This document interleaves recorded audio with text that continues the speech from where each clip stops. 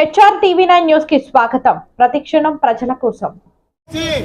ఒక అనాథరైజ్డ్ ప్రభుత్వం ఏర్పడి అక్కడ మైనారిటీలైన హిందువులు, క్రిస్టియన్స్, బౌద్ధులు మరియు సిక్కులు వీళ్ళందరినీ కూడా ప్రాణాలు మోచుకోతల కార్యక్రమం చేస్తూ వాళ్ళు పైచాంచిక ఆనందాన్ని పొందుతున్నారు.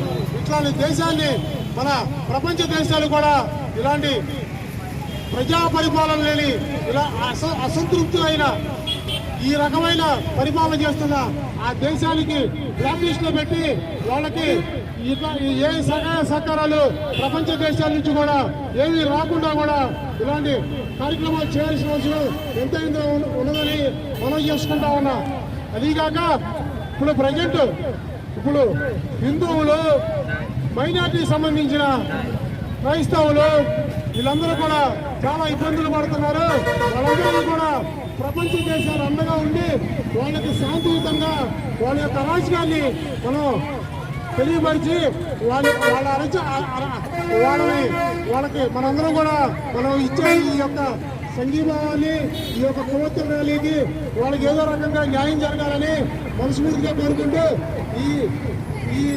ఇలాంటి కార్యక్రమాలు